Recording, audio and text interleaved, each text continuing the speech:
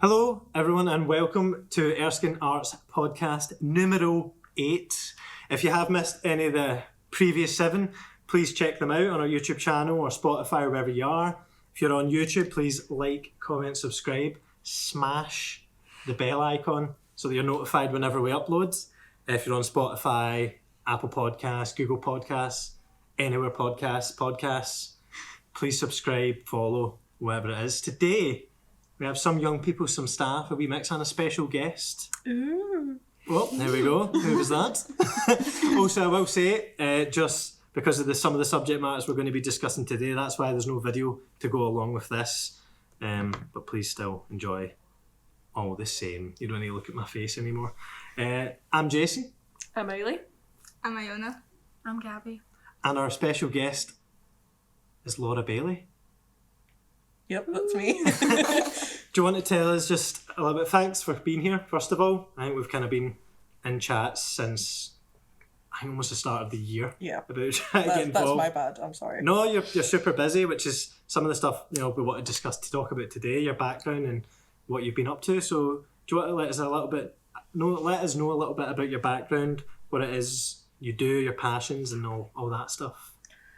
Well, I'll give you the academic stuff Go first. for it. So I have a degree in sociology and politics. I have a master's in gender studies, which is always great to tell men because I see the fear in their eyes after I tell them that. I also have a degree in further education teaching, and I've taught at the University of the West of Scotland, West College Scotland, and now I'm at Stirling University. Brilliant. Quite an extensive CV there for education. Sadly, yes. So how did you, before we go into some, I know young people prepared some questions, how did you get kind of first interested and involved in gender studies and politics? Was there what kind of sparked that interest in you? That's quite difficult because it was a while ago. But I think my family were very political, so I don't think I was ever going to be anything else because that was the environment that I was in. So from a young age, I was the baby that you see in pictures in newspapers getting kissed by the politicians, sort of thing. Right, okay. Yes, very embarrassing. So I started getting involved in party politics at first, but then it felt too confining for me, so I started to do more on social issues instead, so LGBT stuff. I got really into feminism, as you can see from my t-shirt that says Girl Power. Girl Power. Yep. Very cool. Thank you very much. The Spice Girls were definitely part of the feminist revival for me. But it was just having that background and using the tools that I had through education to be able to look critically at things and think, okay, well, this is the state of the world. Why is this happening? What can we do to change it? And I have been angry ever since. Yeah, it's certainly, I guess, quite an apt time to kind of talk about politics and that, especially with what's happening in the UK at the moment. It's very difficult for me to get out of bed today. Yeah, I'm sure that's the same with a lot of people around this country. Yeah, specifically. Oh no, a friend from England phoned me last night, almost in tears. Oh really? He's in Manchester though. They're fine. Yeah. Manchester, Newcastle, Liverpool, they can all come and join us. They can all come and live up here. Yeah, so some of the stuff you said there, we're going to kind of touch upon. So you're quite interested in, being able to explain why things are the way they are politically. So a lot of us, not to be politically aligned, but if a vote goes a certain way, we kind of say, why is everyone voting for these people? Why is this? And you might be one of the people that can actually let us know why that is, why there is a normative of voting in certain places in certain ways, which is some of the stuff we kind of just go, why? So is that something you've been interested in, trying to figure out why people do vote the way they do, rather than just being passive and accepting it? I think it's really difficult to know that, and I think a politics degree can only really prepare you to make an educated guess. Yeah.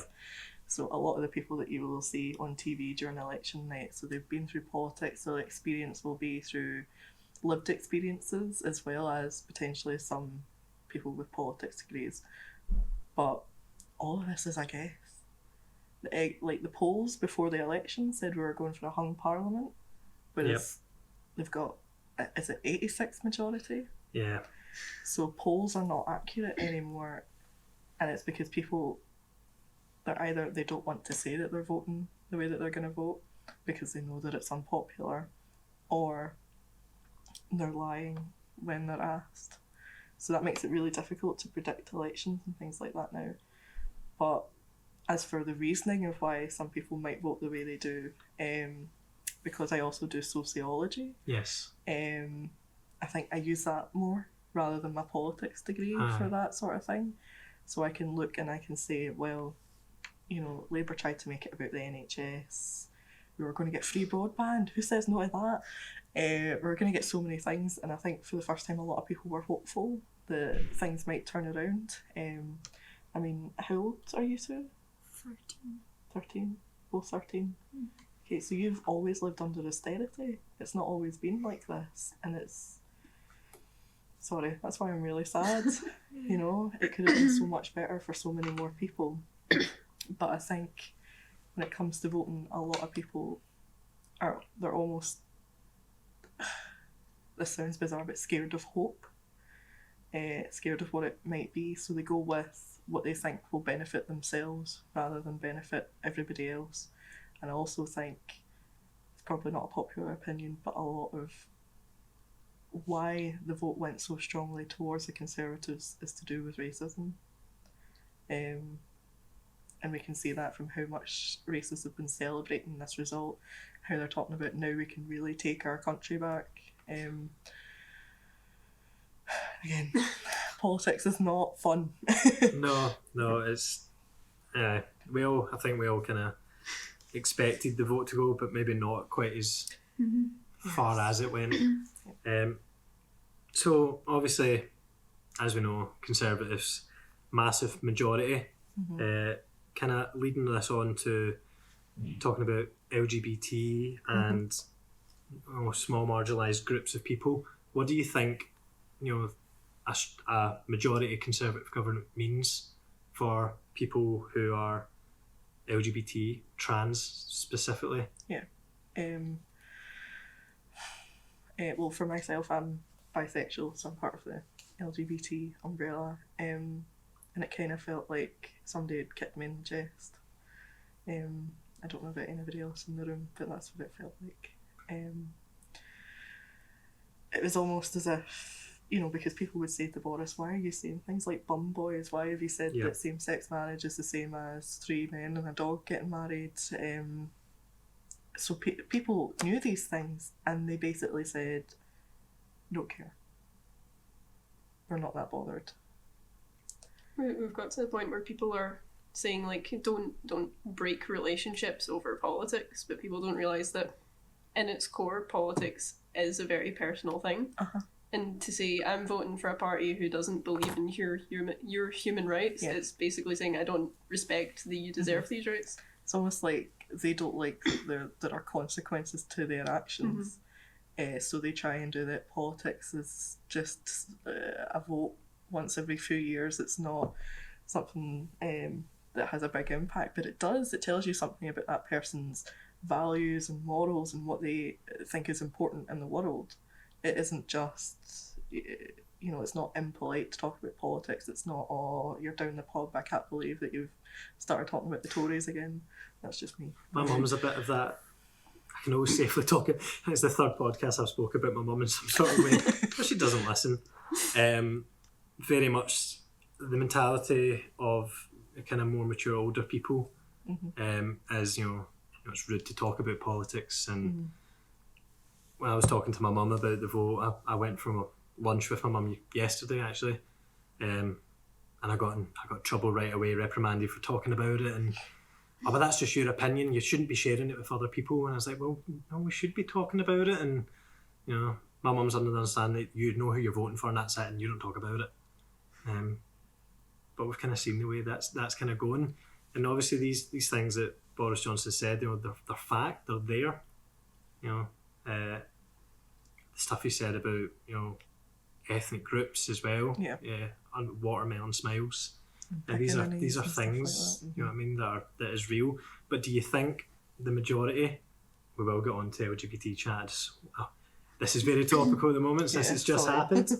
I have a question with politics stuff. Go I on, understand nice and loud though, why please. some kids can't vote, Mhm. but I don't get why we can't really vote, like the older, like teenage ones, because they're having to grow up and live in what the older people have voted for. Mhm. It's not really, because like they're gonna be gone at one point, but like we still have to grow up in it, so it's like it's not the fairest, to be honest. So what, when you say older teenage people, what kind of age were you Like, thinking of that would be a good 20 idea? to like 14 or like 15, because they have like Okay. kind of mindset. Well, I think, I can't remember if this is entirely correct, but I think you can vote from age 16 in Scottish Parliament elections now. That could be wrong, or was it just the independence referendum? That's what started it, but I think it was voted on, and it's 'cause I now think 16. But the again, argument that's not. was, why is it 16 for this if it isn't 16 for everything? Yeah, I haven't really done a lot of research on the voting ages, to be honest, probably because I'm able to vote. Yeah. And when I was younger, I didn't think about it as much. But I think there's a whole new generation of people who are really like politically engaged and switched on.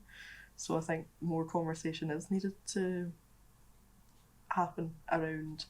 So what age can you vote from? Are there other things that you can get involved with that aren't necessarily voting? Because I think people place such an emphasis on voting as like the primary political thing that you could do, whereas it should be the last. It's one thing every 5 years, whereas you could be volunteering once a week and that would make a huge impact compared to one vote 5 years. So things like volunteering at food banks, or I've just started with LGBT Youth Scotland because I saw what's been happening in the media recently and I thought I need to get more hands-on. So it might not necessarily be voting that you could do, although I think it should be 16, but I'm not sure if it should be younger or not because I don't really know much about it. But there are so many more ways that you can get involved in your local community and get involved in politics that don't necessarily have to be about voting, because I think that's honestly the least important thing. it's everything kind of leading up to that. Do you know what I mean? A lot of times, though, even though you can't vote for a number of years yet, still looking into things and gaining that knowledge about what's happening and telling your friends and other people your same age. So when you are at the point where you can vote, you've got a bunch of well-educated young people who know what's happening. They've made up their own mind about what they think's right and wrong. Interestingly, it was part of Labour's manifesto to make the age 16 not a part of the Conservatives. It is bizarre to me that at 16 you can start a family, but you can't vote for the representative who's going to help you raise that family. You can join the army at 16, right? That's true. Which you is can die for your country. right. It is utterly insane that you can join the army at age 16 when you are technically a child, but you cannot vote. You can serve the government, but you can't choose I mean, who's representing you. Yeah. Yep. And also, if you're 16 and you have a job, you're not paying tax. So why are you being taxed without the ability to have your say in the government? Yeah, it is. Yeah, it's definitely a point that can be discussed for a long, long time. I'm actually going to backtrack slightly, Laura, to reference your T-shirt. You mentioned that you are a feminist, a word that can sometimes seem a bit, especially to a certain class of men, quite a scary word. I'd really like to ask just kind of your opinion. What does feminism mean to you? A lot of people can jump right to all feminists hate men, which we Not would all say. of them, just me. So what is feminism to you? Why do you think it's important? People say, well, you can get the same jobs as us now, and this, I'm just playing devil's advocate. This is not my own beliefs. But what does feminism mean to you, and why do you think it's important? I think sometimes the easy thing to say is feminism is for equality between all genders, but I think in that sense it sees it as just slightly out of balance, and we should just get back to equilibrium. Oh, there's a fancy word for me. But I think, again, because I study sociology, I look at power structures and things like this. So, have you heard of the word patriarchy before? What about you two? No? I've heard the word, I just don't know what it means. Okay. So, patriarchy is basically the society that we live in. Okay. Oppresses women. Men oppress women. And it is a social structure. It is not just between individuals. It's a social system at play. Okay. So feminism for me means liberation of women from the patriarchy rather than just equality, because that seems, it doesn't feel like it gets to the root of the problem. Does that make sense? Yeah. It's very interesting. Okay. Well, at least I'm not boring you. That's a good thing. Our young people are just very quiet. No, that's fine. But I they just wanted should. to make sure that they understood. Definitely. We'll go to you for a few questions if any of you have anything. It doesn't need to be it doesn't need to be about politics, obviously. Go on, Iona. See, the trans and the different kind of Subgroups. what do the names mean? What is it kind of? I understand quite a few because Gabby's told me some.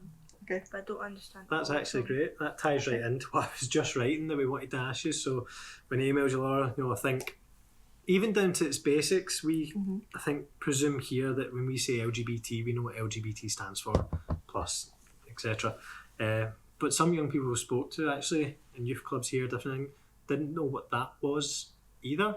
Okay. So even as basic as what LGBT plus is. We were celebrating Pride Month in here, and they had the rainbow flags, and one of the kids was like, "What are the flags for?" And we said, "Oh, it's for LGBT Pride Month," and they just went, What does that mean?" So it's not a thing that everyone knows. So even breaking it right down, if you can let everyone know what LGBT is, and we'll go just through some of the words and stuff, and we'll break them down and tell you what it means. So LGBT, L is for lesbian, gay, G is for gay, not gay is for G. B is for bisexual, and T is for transgender. So to be part of the LGBT community, you either need to experience some degree of same gender or same sex attraction, or be transgender in some way. So we'll go further into transgender in a minute. But what particular words is it that you would? Probably just transgender, because I was quite interested in it and the different types of because I know the first week I came to the LGBT and Jason and someone were talking a lot of big fancy words and I didn't know what they meant, and I really wanted to understand what they meant. Okay. Well, I think there can be a lot of terminology and big words, but I think it's important to know that these words are usually designed so that if somebody has a feeling that they can put a name to it, it's not specifically designed to keep other people out or so that they don't understand. It's just if somebody has a feeling or an identity, they want to have a name for it, because it can make you feel better if you have a name and an identity to go with that. But transgender, basically means that you are not the gender that you were assigned at birth. Okay, so the opposite of transgender is cisgender, CIS gender. So cis is a Latin prefix, very fancy in Latin. It just means same. Okay, so same gender. So it's that you are this gender that you were assigned at birth. Do you know what I mean by assigned at birth? Yeah. Like you're born, the doctor slaps you in the bum and says, it's a boy or it's a girl. Okay. So transgender means that the doctor was wrong. Okay. So you can have trans women who are assigned male at birth but are actually women. You can have trans men who are assigned female at birth but who are actually men. Or, and there's a big umbrella called non-binary. That means somebody is neither man or woman. And this can be, there are so many things under the non-binary umbrella. So you can just identify as non-binary, or you can be gender queer. So there's lots of, but it's basically just that somebody is not always a man or always a woman. They could be sometimes a man, sometimes a woman, sometimes non-binary, and sometimes a man. There's lots of different things in the mix. Okay. But it all falls under non-binary. Does that make sense? Or Yeah, anything else you want to ask about that one? What were some of the big words that were said? Do you remember? I think before we were talking about like specific non-binary gender, so we were going Okay. into like agender and gender fluid Yeah. and Okay. all these sorts of things. So agender is basically just saying, nope, no gender, not for me. No thank you. Yeah, and gender fluid can mean kind of what I was saying before. So it could be that one day they feel more like a woman, one day they feel more like a man, another day they could feel more non-binary or agender. So it can switch. Okay, Thank you. no problem. There is a lot of nodding going on. You just can't pick that up in a podcast. Yeah, that's difficult to come So across. even before then, we were kind of throwing around. You know, a lot of people treat gender and sex as the same thing, as well. I was just about to talk about my mum again. I'm not even going to throw her under the bus again. Where is this going? But they kind of, well, yeah, they kind of get. Can I skip this PG? They kind of get thrown around together, and a lot of young people don't understand that there is different descriptions to gender and sex as far as the gender roles and your biological sex. So if you could tell us the kind of the differences there between like gender and sex. Yep. So this is where my gender studies masters is going to come in, which means it's going to get messy. But bear with me. So, way back when, there was only sex. We just saw people as their biological reality and said, you're a woman, therefore you're weaker, you're more suited to housework, you should just have wains and shut up. Okay? And then, around the 60s and 70s, feminists said, hold on a minute. That doesn't sound right. I'm a woman and I am able to do all of these things. I'm able to do these things better than a man could. Sorry, there's my prejudice coming out again. You're not wrong. I wasn't actually apologising. So they said actually there is a separation between our biology and our the social aspect to our sex. So that's called gender. However, after that, in the 90s, a woman called Judith Butler, okay, you don't really need to remember that, but she's just a very famous gender theorist. She said, actually, sex is always already gender. Again, that doesn't really make sense, but again, bear with me and I'll try and Makes explain. sense. It kind of makes sense, yeah. Okay, what do you think it means? Like, You don't need to be right, it's fine. it's just like the sex of your personality or something like that. Not too sure. Kind of. It kind of just makes sense, really. So, we try to separate sex and gender and say gender's the social aspect, it's gender roles, as you said, whereas sex is something that is biologically determined, it's fixed. However, we never actually really separated sex and gender. Again, if we go back to when you're born, the doctor smacks you on the bum, says it's a boy or a girl. Are they doing this based on your social aspects, or is it based on your biology? It's based on your biology. Okay, and we still treat gender the way that we treat sex. So I think this idea about sex and gender being different things, I mean, for 20 or 30 years feminists did try and say this, and some still do. That's just because they haven't read any relevant updated literature. Sorry, that's a wee academic dig there. Take that. Okay. So when we talk about sex being fixed, it's actually not. Okay, so do you know what intersex means? It's like you were born with both, I think it is. It can be any number of things. So you could be born with problematic to say male or female genitalia, but we'll just go with it for now. So you could be born with male and female genitalia. You could be born with not complete forms of genitalia, but a lot of the time it's hormones as well.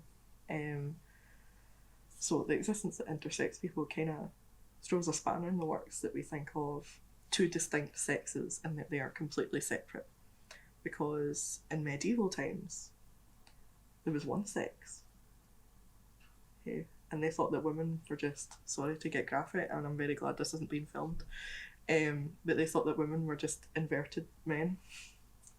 Again, apologies for that hand movement. So how we think of sex has changed throughout years as well. And it's totally fascinating. We might change how we feel about sex in another 100 years if we haven't all been killed with climate change, but that's a different conversation. Yeah. So yeah, we can change our sex, we can change our gender. It's all a big mess and it's not completely fixed. And the idea that your sex is a biological fact and that there are only two separate categories and that it determines who you are as a person is, well, I was about to swear, but it's rubbish. I think it's the nicest way that I could say that. It's cool that we can like stand out and be different people and be who we want to be, but it's still a shame that people are still judging, like people aren't the same as everyone else. But it's cool to stand out, and it's a shame that people are still judging though. And they really need to stop, to be honest. So have you noticed any sort of attitude shifts in the last, I mean, even in the last couple of years, trans rights, and it's been quite a big thing in the media. It's obviously not a brand new thing that's just happened. But why do you think it's kind of came to media's forefront, or have you noticed any sort of attitude shifts within the last couple of years when it comes to trans individuals? Are people more aware, or? Pardon me. So I'm not sure entirely why it's became such a big moral panic just now, but I think it's probably what happened when LGBT people tried to get more rights. So when trans people tried to get more rights, there was a fight back as well. So it's the same sort of arguments that we see that happened in the 80s with things like, what about the children? They're predators, I don't want them in my bathroom, this sort of thing. And it's you can literally see the exact same arguments that happened in the 80s happening now.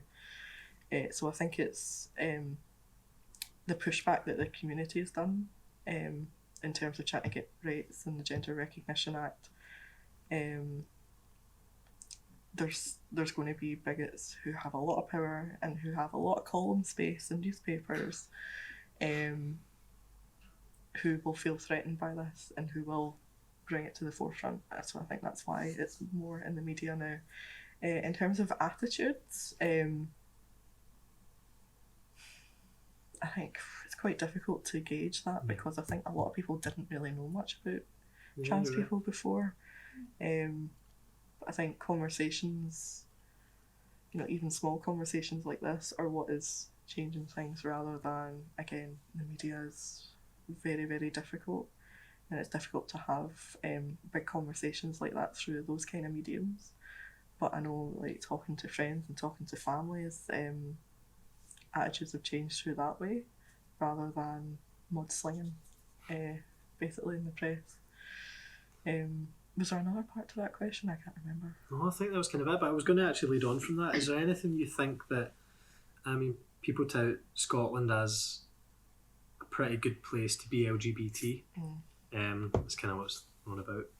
Is there anything you think that the government should and could be doing to support LGBT people more specifically? Hold their transphobic politicians to account is actually the biggest thing that they should be doing. Joan I'm naming them, Joan McAlpine and Joanna Cherry are not fit for office. Their views that they have are absolutely disgusting, in my opinion. And although leadership might be sympathetic to trans rights, leadership is showing weakness and not flexing their muscles and using party accountability to no longer have those people as politicians. So it's kind of like, I think the SNP released something that was like a LGBT manifesto or something like that, and they said, here are all the amazing things that we're going to do. It's like, okay, but how can I believe this when you don't even take care of your own people? You don't do anything about that. So I think it's that kind of hypocrisy when I'm like, is it really safe to be a trans person in Scotland? I was having a look at some of the policies that all the parties were coming out with, and I noticed that very few people actually mentioned trans people, and even less, I think it might have only been the Greens specifically mentioned legal recognition of non-binary people. I don't know if it was only, but yeah, they definitely did. I know the Greens are usually better at some things, but yeah. Have you got any advice on kind of broadening it out more? I guess LGBT. I'm gay myself, and I knew I was gay from probably about your guys' age, 13, 14. But I didn't come out till I was 18, and there wasn't really anywhere, minus Googling, which isn't really that personal, that I could find advice. The closest I got was this project. Again, it was nothing that specific, just knowing that this is a place where we've created a atmosphere where it doesn't matter who you are, what you are, you're welcome here. But have you got any sort of advice to people that might be struggling and what they are experiencing, or maybe coming out? Is there anything that you've experienced even, or any advice that you can give? So just you talking about Googling, that was basically how I did it. I was like, that was how I done the same. Why do I like women? Yeah. And it was like, why do I keep taking tests online to see if I'm gay or not? Those like personality quizzes that we used to have. But I was talking to my friend who's about 10 years older than me, and she was talking about how she used to get it from books that she would steal out the library. So it's weird, like the different generations and how we learn things. So she was like hiding under her bed covers trying to read this book to see what was going on, as I was Googling trying to see if I was gay and taking quizzes. But yeah, I think for me coming out, it's almost like I knew in theory that my parents would be okay with it, but it's like doing it in actual practice is really, really scary. You're putting yourself in this vulnerable position where it might not be accepted. But I think the most important thing about if somebody is thinking about coming out, that they have a support system in place before they do. It could be their friends, it could be an LGBT youth group, it could be anything, but just have some sort of support behind you before you do so.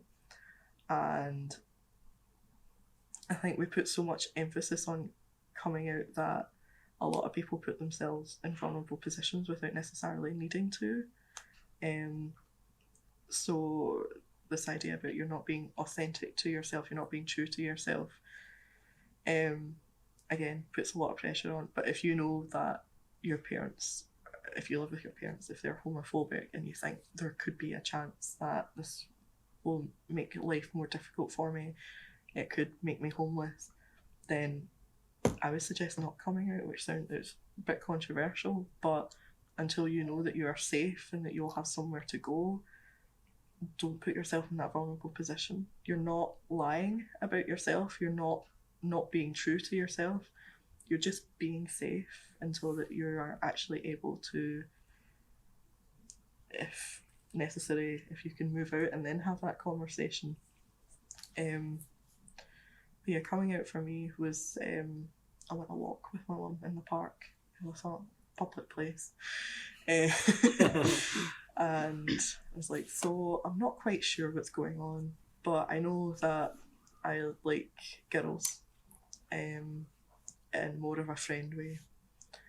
And she said, well, I'll love you no matter what.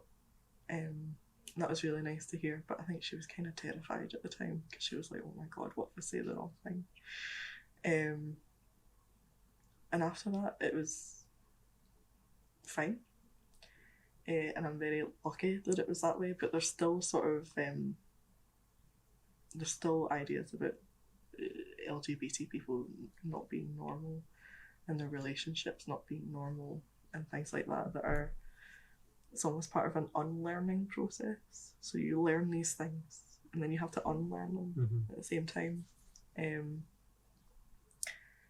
So, sorry, was there another part to that question? Again, I've kind of... No, I mean, you've kind of answered it perfectly. I was reasonably lucky as well that my mum was... well, she wasn't alright right away. Throwing her under the bus again. I know. I'm so sorry, Mum. I do love you and you're amazing. You're not going to listen to this. Why am I? May as well just yeah, my mum really threw me for a loop. So I came out with one of my friends, just there as support. Them and a bottle of wine. Again, I was 18, so my mum's questions back to it was, "Are you sure?" Which was the first question. I was suddenly like, I don't know, am I sure? Maybe I need to go rethink this. I'm going back upstairs. I need to take the quiz again because I might have got it wrong. Yeah, right onto the phone. I'll let you know in about 2 minutes after I skip by some ads. But my mum, came around to it, and now she's very, very proud of me and all that kind of chat that you give. I know a lot of people aren't in that same situation. I know a lot of people's situations are different. People my mum's age, her understanding of being homosexual was very limited. I don't know if it's something that's just intrinsically brought up at that age. If my mum used to be a mad watcher of EastEnders and Coronation Street in Emmerdale, all of them. Then she went off EastEnders and started watching on. But if ever there was a gay couple on Coronation Street and they kissed, my mum would change the channel right away. And she didn't. I don't think she's seen it as a homophobic act. It was just a normal thing. She would change it, and I would sit there watching it like, oh, put it back on. So I can imagine that it might be even more removed for someone who isn't cisgender, someone that is trans. I can't imagine the difficulty there and the pressure that they must feel, to tell their mum that they're not who their parents have probably brought them up, as. I can imagine it even more difficult. If you've got any sort of advice for parents that might be listening, a lot of the time when people react negatively to anything, it's coming from a place of not understanding it. Most people react negatively when they don't like change or they don't understand something. It doesn't need to be about sexuality, about anything. If they don't like it, or we're changing your shift to my Monday to Tuesday, but I always do it Monday, I don't like it. Have you got any advice for parents that are maybe listening that are in themselves a bit confused about how to react to someone coming out, or the struggles that their son, daughter, whatever might be experiencing? So I think when somebody becomes a parent,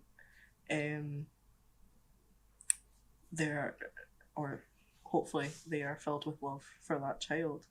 And I think, we can have expectations of how we want a child to be, but just because that child is not the gender that you thought that they were doesn't mean that they have changed as a person, or that they have changed fundamentally. I think the most important thing is that if your child comes out to you, whether it's trans or LGBT, that you let them know that you still love them no matter what, and especially that you will support them with whatever they need.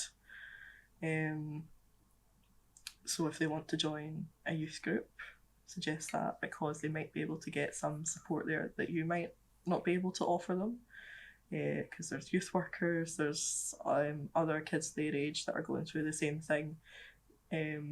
I think there was once a phone line that you could phone, and it was literally just somebody's house, and it was a mum and dad who had gone through the same thing. That's great. I think their son had come out, and so they decided to set up this phone line where anybody could phone them and ask them, but I don't think that exists anymore. But again, Google is your friend. So there's lots of LGBT websites that do have support for parents online. Even if you can't talk to somebody, this will give you the basics. So you don't need to know all of the names, you don't need to know all of the different terms.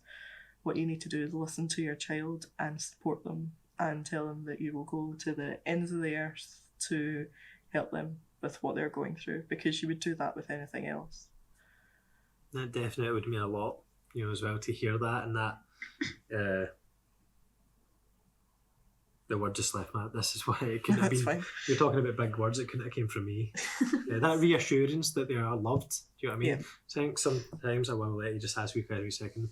Young people that are struggling with this can almost feel guilty for feeling the way they do. I know I did. I was almost like, well, I'm meant to like girls, and I actively tried to like girls. They're disgusting though, so I don't want to like them. I'm joking.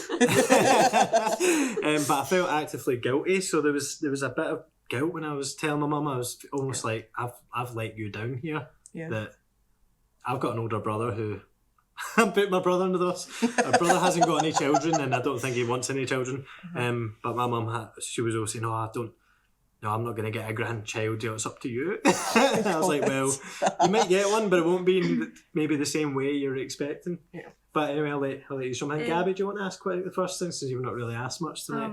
So like for trans youth, it's like, is there like anywhere that they could get put on like for gender therapy, or like anything if like their parents have supported them and are like, yes, we'll do this? It's like, there are places in cities, so there's, I think, Sandyford in Glasgow.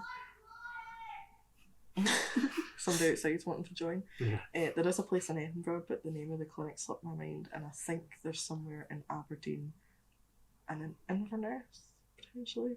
So I think those are the 4 that are in Scotland.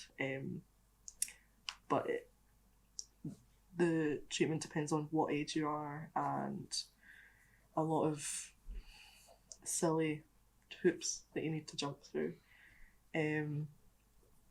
So sometimes if the person is younger than 18, they won't necessarily get hormones, but they might get puberty blockers.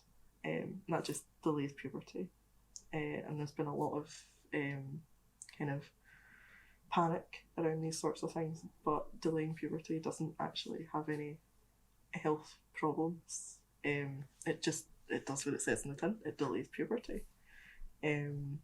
And I think they do that for younger people in case, in their opinion, somebody changes their mind. But typically there are very, very long waiting lists. And again, the hoops that you need to jump through, so you need to talk about, for instance, trans women need to discuss when they were younger, did they want to play with girls' toys and things like that. It's very tied up in gender roles. So it's almost like you need to, you could be a trans woman or a trans man and not like perfectly fit into those gender roles, because nobody does. There's plenty of trans men who enjoy wearing dresses and putting on makeup, and people are like, oh, why don't you just identify as a girl then if you're going to keep doing it? It's like, it's not the same thing. And a lot of the time that's used to deny them treatment. Yeah. But nobody perfectly fits into those gender roles or gender itself. But a lot of trans people have to lie and say that they are the perfect gender, whichever one they want to be. And it's also really difficult for non-binary people to be able to get hormones or surgery. So they might also have to lie. It's trans healthcare is a million years behind what it should be. And it's obviously because this is a group that's marginalised and oppressed, and nobody is really interested in giving them proper healthcare. Yeah, it's depressing. It's obviously more difficult if your parents aren't supportive to be able to get help. But if your parents are scary and they say to the GP, this is what we want, get them on the waiting list for the clinic, we've talked about this, etc., it does help a bit. And also it helps, having that support behind you, but it's still quite difficult. Yeah. So I have kind of like a small story that you're in a bit. It's like when me and Gary were shopping with Ollie, was it? He was out somewhere, and we were talking about how like accepting people are, like our friends and stuff. It made me think I should probably tell someone about what I'm feeling. Because I told Gabby the next day, and she gave me some advice and stuff. Mm-hmm. So a couple of days, it gave me some confidence. So a couple of days, I kind of told my mum and told her about thoughts that I would be bi or something, because I was too scared to say her in the face. But when I was younger, I remember she was always saying how accepting, no matter what, I wish she still loved me. And when I got home, she gave me a hug and everything. She was very happy. That's really nice. And I told my dad, he was like, he had a couple of questions where like I couldn't answer really, but he was still very accepting. I'm very happy that I accepted parents. Good. So do you feel like your mum being more accepting before coming out helped you come out easier? Yeah. Because a lot of people, like, just having knowing beforehand that your parents are totally going to be okay with it already takes a lot of the pressure off. It can be really scary to come out when you don't know how they're going to react. For example, I know a few people who have packed emergency bags just in case they do get kicked out of the house. And it's scary that we live in a time like that, but it does happen. Yeah, it still happens. But I'm glad that you had a good experience coming out. Mostly thanks to Gabby, to be honest, because I probably kept it in for a couple more years. See, that's really good. I know you're going red because you're embarrassed, but that's incredible. I've kind of been hiding like everything for a few years now, and my dad got really homophobic last year when he was with his old girlfriend. But like my mum, she's like pretty supportive, but then my stepdad's really supportive over everything. And like he took me to my first Pride parade like during August.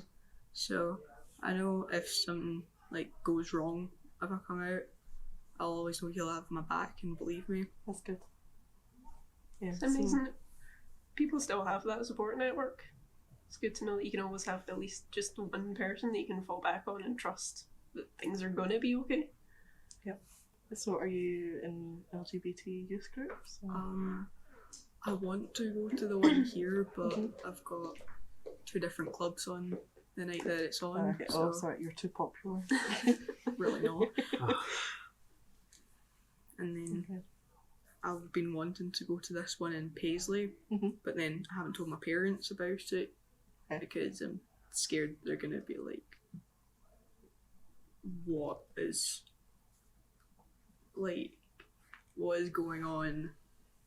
Why are you feeling like this? And I'm too scared that that's going to happen. So you haven't actually come out? No. Okay. Sorry, no, I just got confused when you said that you'd gone to Pride with them. Oh yeah, no. Okay. It's just they think I was supporting, but I was really just there with my friends being like, this is who we are. Right, okay.